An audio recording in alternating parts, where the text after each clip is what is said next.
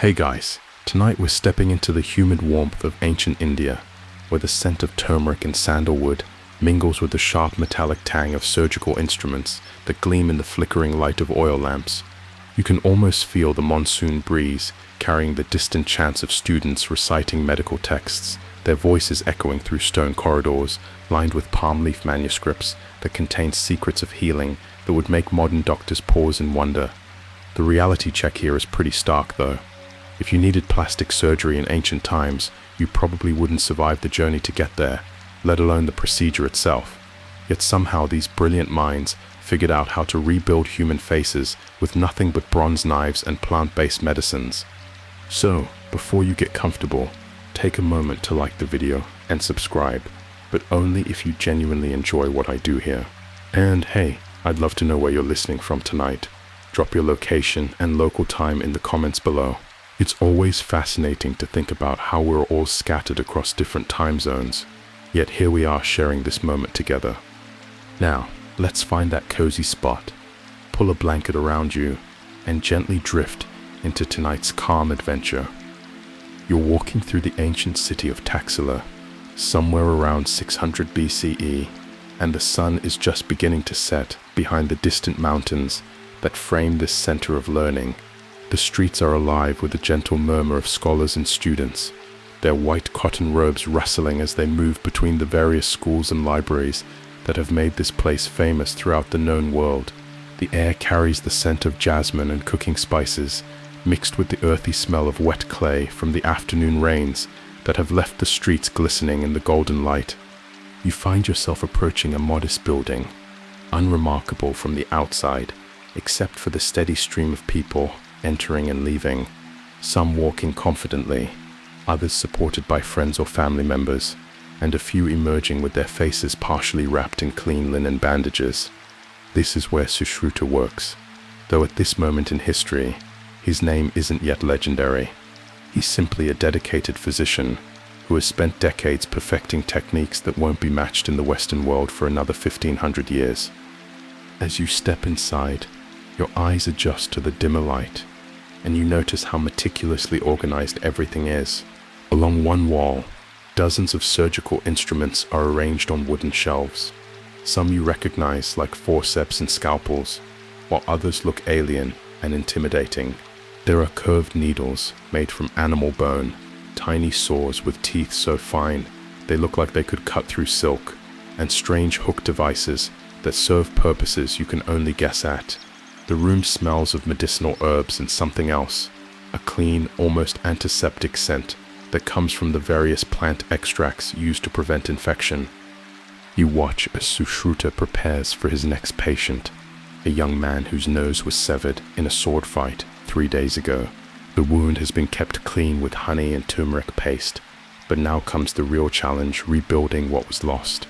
In this time and place, losing your nose isn't just disfiguring, it marks you as a criminal or someone who has brought dishonor to their family. Without reconstruction, this young man faces a lifetime of social exile. Sushruta begins by examining the patient carefully, his fingers tracing the edges of the wound with practiced precision. He explains each step to his students who crowd around, eager to learn techniques that have been passed down through generations of physicians. You realize you're witnessing something extraordinary, not just a medical procedure, but the careful preservation and transmission of knowledge that has taken centuries to develop. The surgeon reaches for a curved bronze knife, its edge honed to surgical sharpness. With confident strokes, he begins to outline a flap of skin on the patient's forehead, explaining that this tissue will become the new nose. The precision is breathtaking. Every cut is measured, deliberate, calculated to preserve blood flow, while creating the exact shape and size needed. You watch as he carefully separates the skin from the underlying tissue, keeping it attached at the base to ensure it receives enough blood to survive the transplantation. What strikes you most is the gentleness of it all. Despite working with bronze instruments that seem crude by modern standards, Sushruta's hands move with the grace of an artist. He pauses frequently to clean the wound with herbal solutions, applying pastes made from ground pearls and coral that serve as early antiseptics. His students take notes on palm leaves, carefully recording every detail of the procedure for future reference. The young patient remains remarkably calm throughout the preparation, occasionally sipping from a clay cup containing a mixture of wine and medicinal herbs. You can see the trust in his eyes as he watches Sushruta work. This isn't just medical treatment, it's an act of faith between doctor and patient that transcends the centuries. The atmosphere in the room is one of focused concentration, broken only by the soft sounds of Sushruta's instructions to his students and the gentle bubbling of herbal preparations simmering over small fires. As the forehead flap is gradually freed and prepared for transfer, you notice other patients waiting their turn. There's an elderly woman whose cataracts will be removed using a technique called couching, where a needle is used to push the clouded lens out of the line of sight. Near her sits a merchant whose gallstones will be extracted through a small incision, a procedure so advanced that European surgeons won't attempt it for another 1,000 years. Each patient carries their own story of pain and hope, their lives about to be transformed by techniques that push the boundaries of what's possible in this ancient world. The atmosphere in this ancient operating room is surprisingly calm and methodical. Assistants burn fragrant resins that fill the air with smoke, believed to purify the environment and ward off evil spirits that might interfere with healing. You can hear the soft chanting of mantras, not as religious ritual, but as a timing mechanism. Certain procedures are performed to specific rhythmic patterns that help ensure consistent results. Sushruta now begins the delicate process of rotating the forehead flap down to cover the nasal defect. His movements are slow and deliberate, each adjustment carefully considered. He shapes the tissue like a sculptor working clay, folding and tucking until the proportions look natural. You're amazed by his understanding of anatomy, how he knows exactly where to place sutures to minimize tension, how he anticipates the way tissues will heal and contract over time. The suturing itself is an art form, using threads made from plant fibers. Suture creates tiny, even stitches that will hold the reconstruction in place, while new blood vessels grow to nourish the transplanted tissue. He explains to his students how different types of wounds require different suturing techniques. Some need tight closure to prevent infection, while others benefit from looser stitches that allow for drainage. The needles he uses are incredibly fine, crafted from metals that have been purified and shaped with techniques that won't be improved upon for centuries.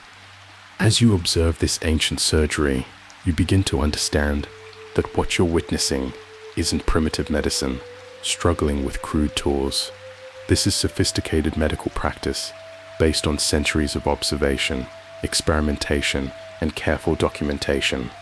Sushruta and his colleagues understand concepts like infection control, tissue compatibility, and healing processes that won't be formally recognized in European medicine until the Renaissance. The patient remains conscious throughout the procedure, occasionally sipping a mixture of wine and medicinal herbs that serves as both pain relief and sedation. You're struck by his stoic acceptance of the discomfort in this era. Enduring surgical pain is simply part of the healing process. Yet Sushruta works with obvious concern for his patient's comfort, frequently checking to ensure the man isn't experiencing unnecessary suffering. Around you, the teaching continues. Students ask questions about variations in technique, about how to handle complications, about the signs that indicate successful healing versus problems that require intervention. Sushruta answers patiently, sometimes demonstrating on models made from fruit or animal parts. You realize you're witnessing not just medical practice, but medical education at its finest, knowledge being carefully preserved and transmitted to ensure these techniques survive and continue to evolve. The procedure is nearly complete now. Sushruta applies a final layer of medicinal paste to protect the wound, then carefully wraps the patient's face with soft cotton bandages. He gives detailed instructions for aftercare, how often to change the dressings, what signs to watch for that might indicate infection, when to return for follow-up examinations. The patient will need to remain still for several days while the transplanted tissue establishes its new blood supply, but if all goes well, he'll have a functional nose that looks remarkably natural. As evening deepens outside, oil lamps are lit throughout the medical school. You wander through other rooms where different procedures are taking place. In one chamber, a surgeon removes an arrow from a soldier's chest using specialized forceps designed specifically for extracting foreign objects without causing additional damage. The technique involves careful manipulation to follow the arrow's original path, minimizing trauma to surrounding tissues. The soldier lies on a wooden table, his breathing steady despite the obvious pain. His companions stand nearby, their faces etched with concern as they watch the delicate extraction process. The surgeon works with infinite patience, occasionally pausing to apply herbal solutions that help reduce swelling and prevent infection. You can see the skill required for this procedure. One wrong move could puncture a vital organ or cause catastrophic bleeding. Another room houses patients recovering from eye surgeries. Sushruta and his colleagues have developed sophisticated techniques for treating cataracts, using thin needles to push the clouded lens away from the line of sight. The success rate is remarkably high, and many patients experience dramatic improvement in their vision. You watch as an elderly man who couldn't see his grandchildren's faces just weeks ago now examines his hands with wonder, tears of joy streaming down his cheeks. The surgical instruments themselves tell fascinating stories. Each tool has been carefully designed for specific purposes, refined through generations of use. There are specialized knives for different types of incisions, forceps with various jaw configurations for grasping different tissues, and probes for exploring wounds and locating foreign objects. Many of these designs are so effective that modern surgical instruments follow remarkably similar principles. You notice how much attention is paid to cleanliness and organization. Instruments are cleaned with boiling water and herbal solutions between patients. Hands are washed frequently with soap made from plant oils and ash.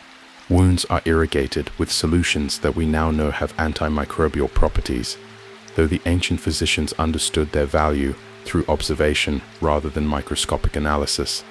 The training of surgeons in this ancient world is incredibly thorough. Students spend years learning anatomy by studying both human and animal bodies. They practice suturing techniques on fruit and leather, gradually working up to more complex procedures.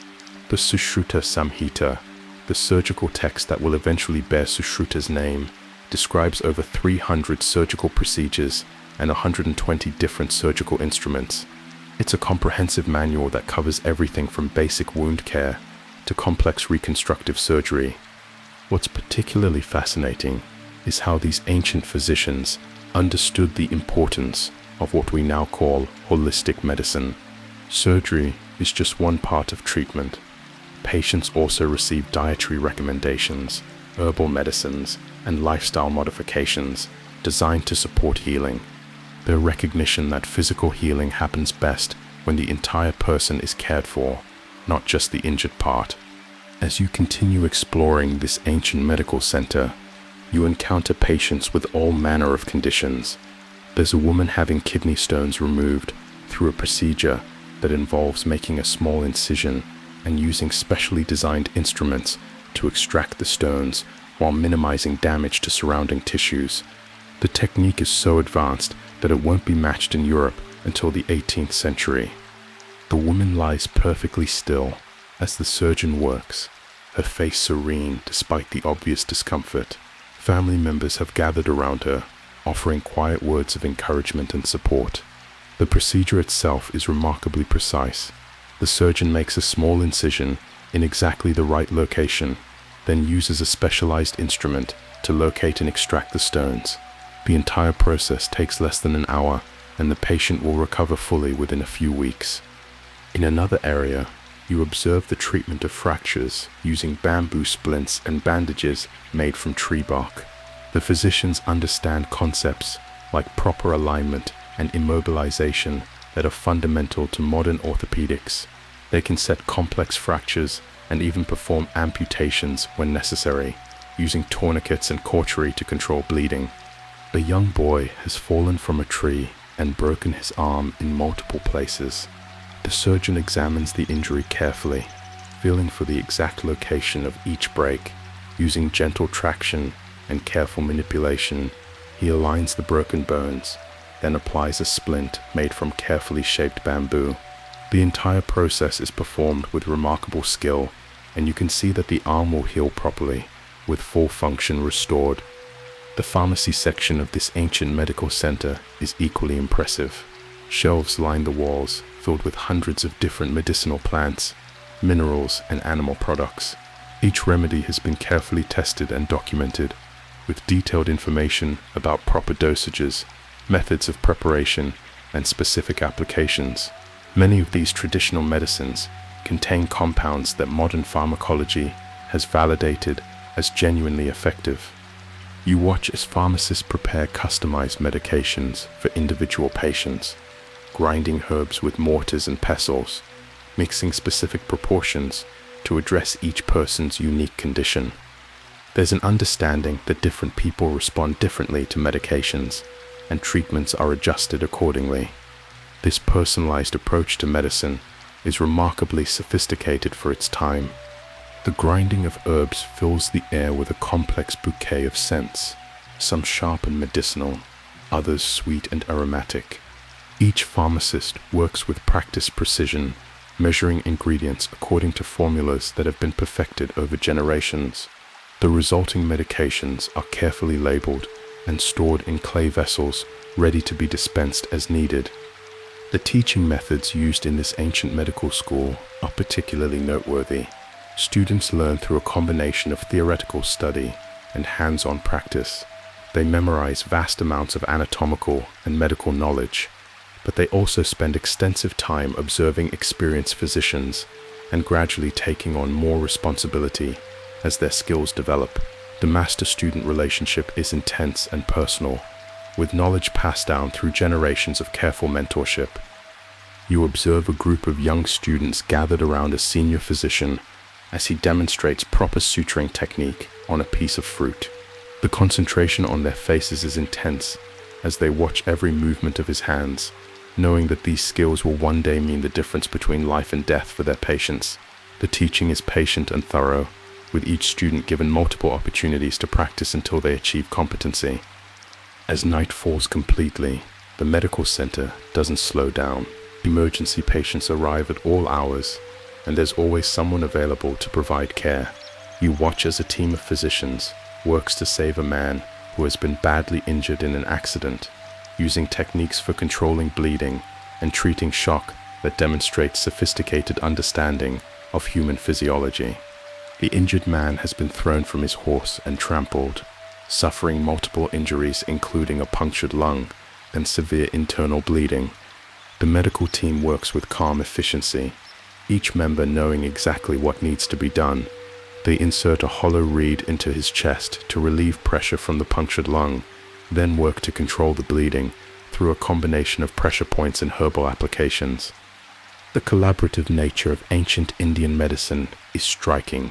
Surgeons work closely with physicians who specialize in internal medicine, with pharmacists who prepare medications, and with specialists in areas like obstetrics and pediatrics.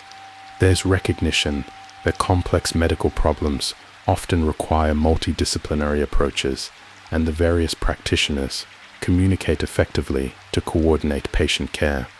You spend time observing the treatment of burns, which are unfortunately common in a world lit by open flames. The physicians use honey, ghee, and various plant extracts to promote healing and prevent infection. They understand the importance of keeping burn wounds clean and moist, principles that remain fundamental to modern burn treatment. The results are often remarkably good, with patients healing with minimal scarring. A young woman has been severely burned in a cooking accident, her arms and hands showing extensive damage.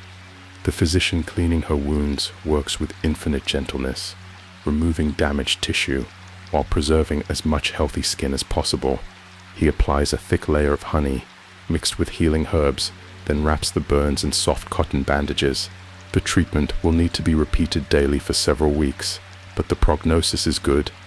The obstetric care provided at this ancient medical center is equally advanced.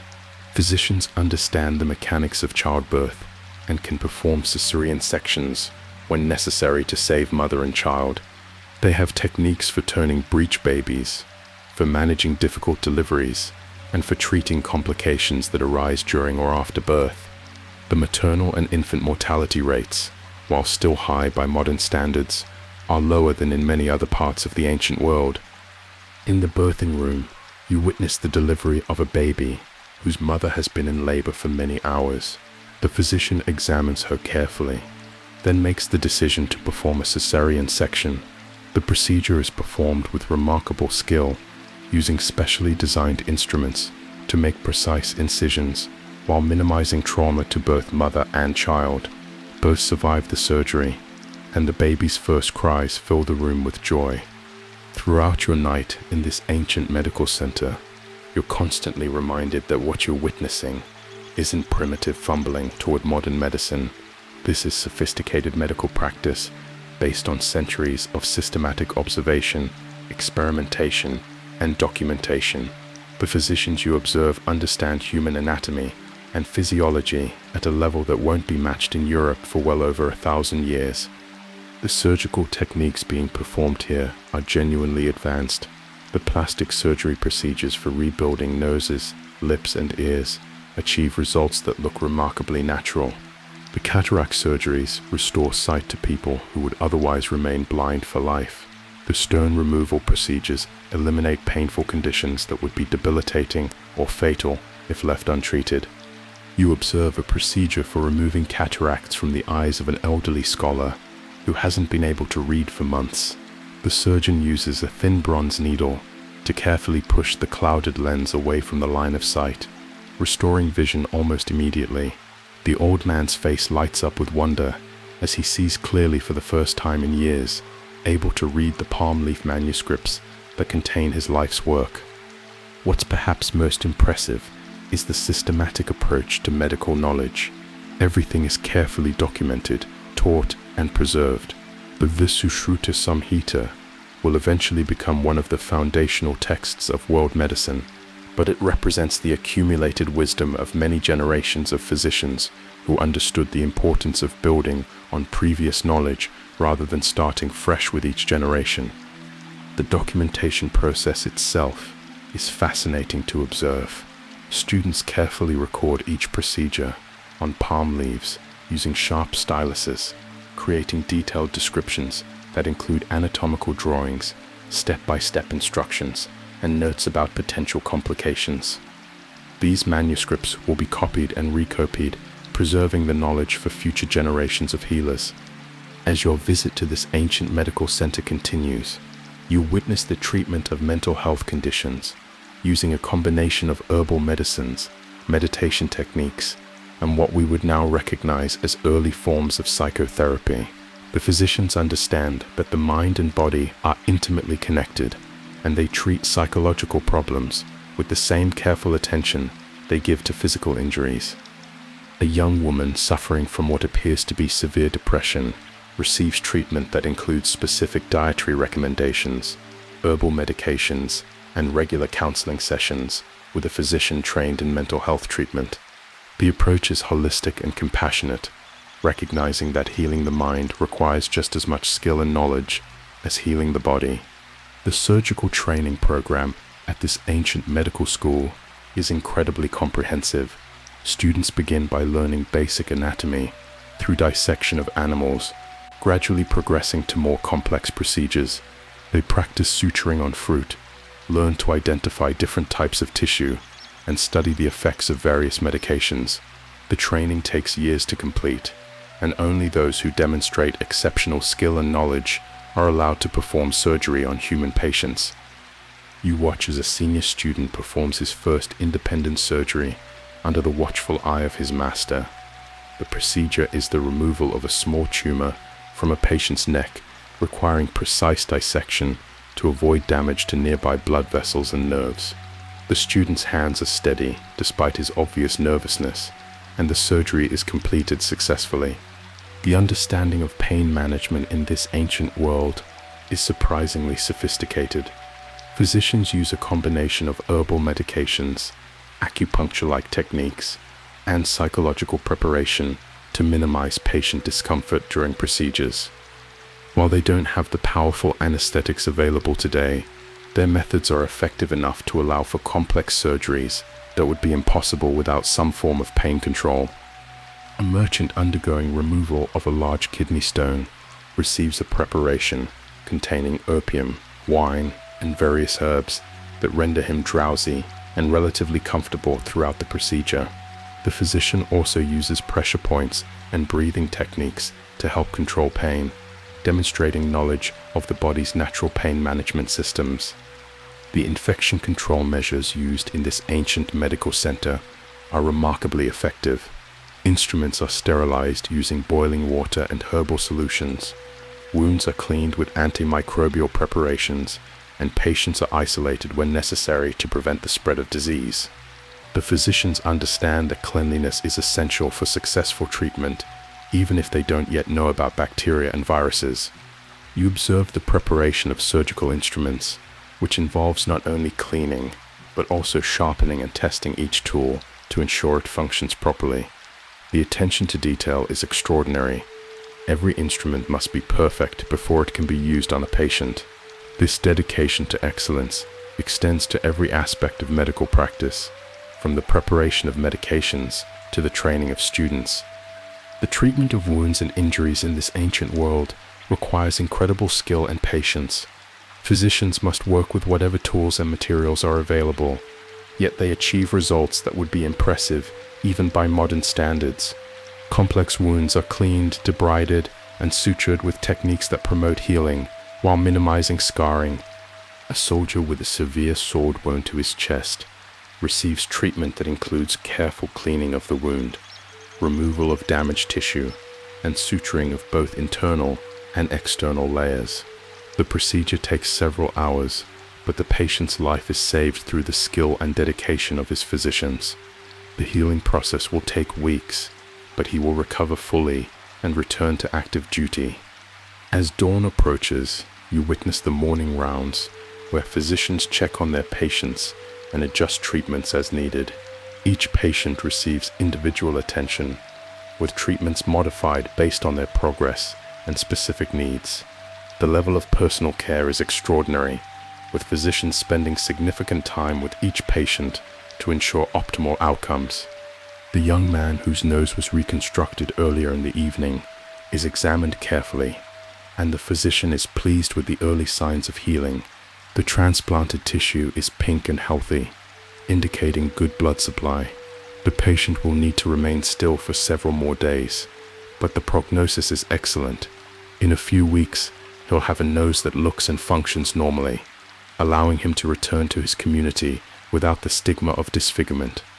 The elderly woman who had cataract surgery is already showing dramatic improvement in her vision.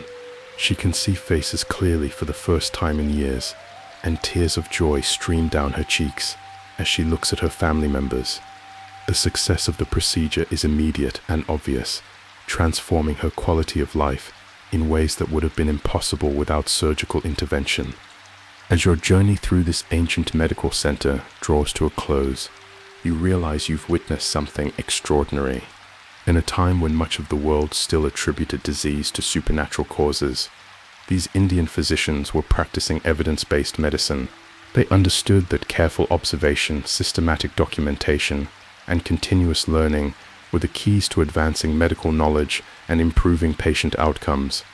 The legacy of what you've observed tonight extends far beyond ancient India. These techniques and this approach to medicine spread throughout Asia and eventually influenced medical practice around the world. Many of the surgical instruments and procedures developed here remain state-of-the-art for centuries, and some principles established by Sushruta and his colleagues remain fundamental to modern surgical practice. The morning sun is beginning to rise over Taxila as your journey through ancient Indian medicine comes to an end. You've witnessed surgeries that wouldn't be attempted in Europe for another 1500 years, observed medical education that rivals modern training programs, and experienced a healthcare system that understood the importance of treating the whole person rather than just isolated symptoms.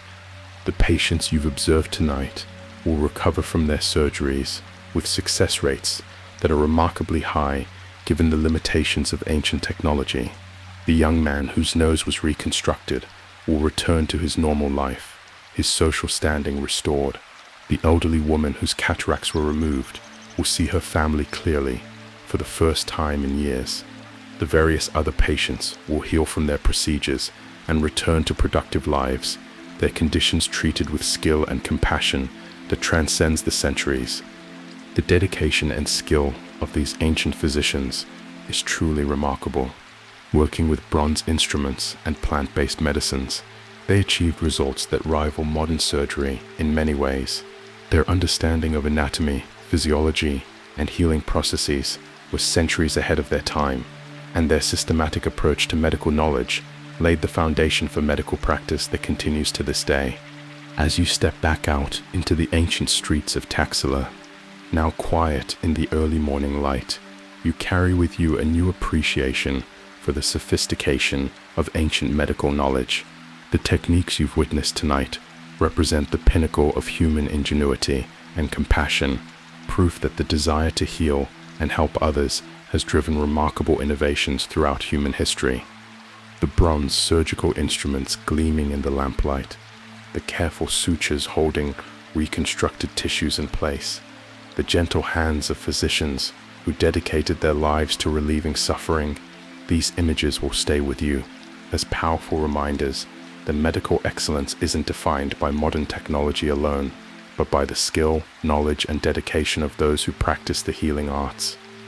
And as the first calls to prayer echo across the ancient city, mixing with the sounds of merchants beginning their daily routines, you realize that this journey through time has shown you something profound about the continuity of human caring and the timeless quest to understand and heal the human body. The scent of sandalwood and turmeric still lingers in the morning air as you watch the sun climb higher over the mountains surrounding Taxila, bringing warmth and light to a place where some of humanity's greatest medical advances were quietly taking place, one patient at a time, one procedure at a time, building the foundation for healing arts that continue to evolve and amaze us even today. Here, in this ancient moment, surrounded by the gentle sounds of a city awakening and the lingering memory of surgical miracles performed by candlelight, you find yourself drifting peacefully into sleep, your dreams filled with the quiet confidence of skilled hands performing impossible procedures and the grateful faces of patients whose lives were transformed by the remarkable medical knowledge of ancient India, where healing was both science and art, where knowledge was treasured and preserved, and where the sacred trust between physician and patient created miracles that echo through the centuries to touch us still. The morning light streaming through the windows of that ancient medical center seems to bridge the gap between then and now, reminding you that the quest for healing, the dedication to learning, and the compassion that drives medical practice are timeless qualities that connect us across the millennia to those remarkable physicians who laid the foundations of surgical excellence with nothing but bronze knives, plant medicines, and an unshakable commitment to relieving human suffering. If you enjoyed this ride, don't forget to like, subscribe, and hit the notification bell so you won't miss what's coming next. I'd love to hear your thoughts about tonight's journey. Have you ever had any surgical procedures that made you think about how far we've come, or maybe how some things haven't changed as much as we think? And definitely let me know your local time and where you're listening from. It's amazing how these ancient stories connect us across all our different time zones and locations. Until next time, keep your curiosity alive and your nights filled with wonder.